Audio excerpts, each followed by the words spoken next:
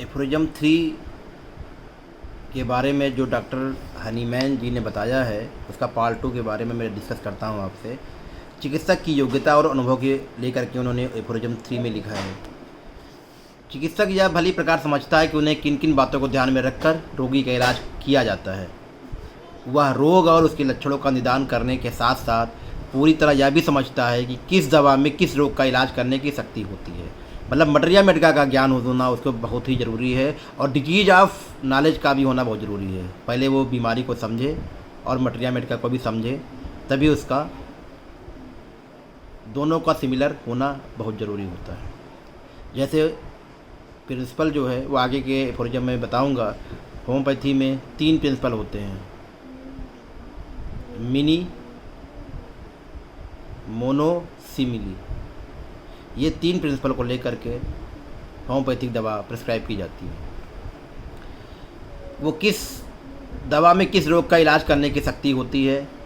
औषधि तत्व का भी विशेष ज्ञान होना है चाहिए मटेरिया मेडिका का।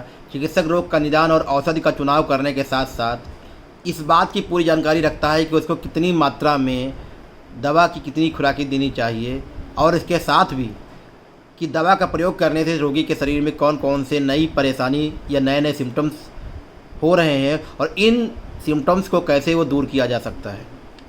जिस रोगी को दिए जाने वाले डाइट के बारे में उसी पूरी जानकारी होनी चाहिए और मरीज को उसका डाइट भी समझाना चाहिए। उसके अनुसार अगर ये करता है तो चिकित्सा विज्ञान के नियमों के अनुसार रोग का समूल नाश करने की क्षमता रखता हो। इन सभी गुणों और क्षमताओं से एक चिकित्सक ही सफल चिकित्सक होने का दावा कर सकता है।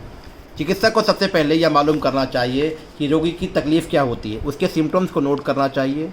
उसे रोग का नामकरण करने की कोशिश नहीं करनी चाहिए। केवल केवल केवल पेशेंट बोल क्या रहा है, सिम्टम्स क्या दे रहा है, ये नोट करना चाहिए। सबसे पहले उसे रोगी के सभी लक्षणों को पूरी तरह ज्ञान प्राप्त कर लेना चाहिए, अपने पास नोट कर लेना चाहिए।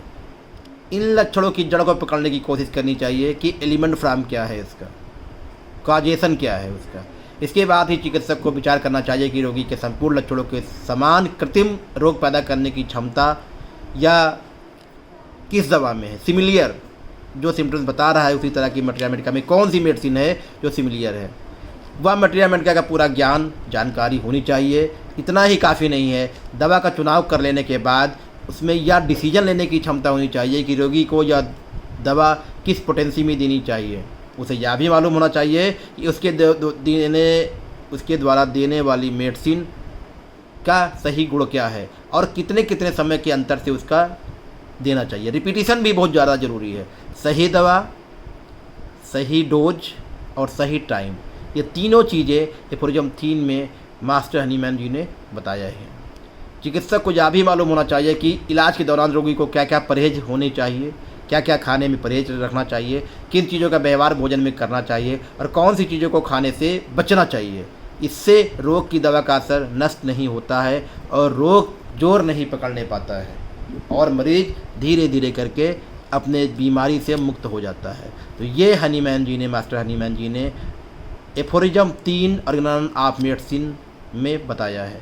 दोस्तों, ये वीडियो अगर आपको अच्छा लगा है तो इसको लाइक कर दीजिए, शेयर कर दीजिए अपने सोशल मीडिया पे और हमारे चैनल को सब्सक्राइब कर दीजिए, क्योंकि जब भी हम कोई होम्योपैथी से रिलेटेड वीडियो डालते हैं तो उसकी जानकारी आपको मिलती रहे। बेल आइकन का बटन दबाना ना भूलें।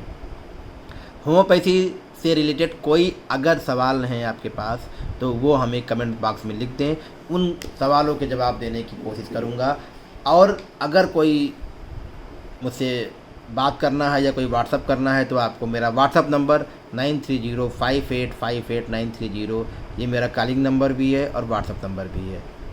इस पे आप बात कर सकते हैं, हम आपको सवालों के जवाब देंगे। आगे भी हम ऐसी वीडियो बनाते रहेंगे। तो दोस्तों, नमस्कार, धन्यवाद, थैंक यू।